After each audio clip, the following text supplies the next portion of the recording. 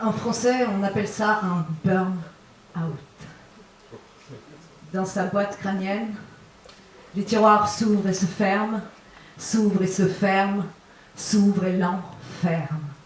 Boîte à scandale, marée humaine, ça fume dans son bocal, à chaque fois qu'elle lit le journal. Sa boîte crânienne, mieux qu'un programme ordinateur, analyse les données heure par heure. Premier problème détecté, processus de résolution est activé. Elle en ignore le processeur, mais dans sa boîte crânienne, il y a des dossiers, il y a des classeurs.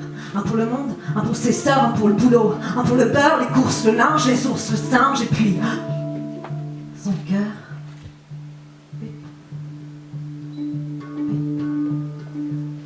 Parfois c'est le bug, tout qui s'éteint, qui prend le relais, pinçons ses mains, manche de balai ou stylo bille, elle gratte, elle frotte, elle veut que ça brille, perdue dans le geste de l'écrit, son corps grave l'histoire de nos vies.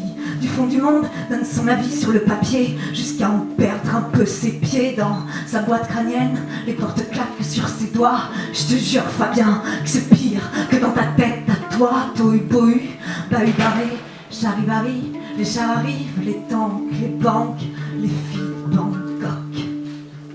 Les gosses des rues, les missionnaires et les missiles, les messagers et les mensonges, les colombos, milieu des bombes, atomes crochus, bien accrochés, tambour, tempête, un poloco, local de répète, pétage de plomb, coupure de courant et courant d'air. Elle regarde s'envoler la terre, ça boursicote jusqu'au Québec.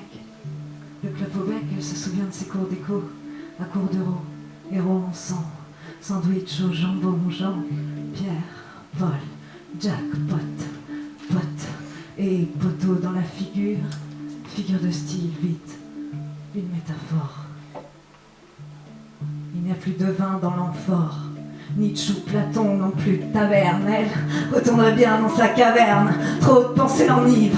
Alors elle s'enlivre, oui, dans sa boîte crânienne, il y a une bibliothèque, en vieux chêne, non, pas en tech ni en technicolor, c'est noir et blanc pour le décor, trié par ordre chronologique, bah oui, parce que c'est plus pratique pour que sa mémoire vive,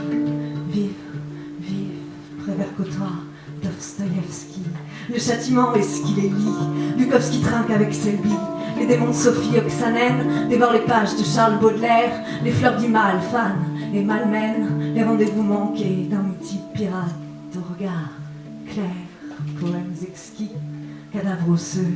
Stephen King dévoile tous les creux des âmes amarrées à la mort. Quel dé pour rallier son corps dans sa boîte crânienne, c'est le trop-plein de sa planète, peinte de pensées pas nettes, le trop-plein de sa planète, peinte de pensées pas nettes, le trop-plein de sa planète, peinte de pensées pas nettes qui viennent de loin. Elle se tait, n'en dit jamais rien, tout paraît lui passer par-dessus. Elle semble seule sur le chemin, mais si tu regardes bien dans le fond des lignes de sa main, tu verras ta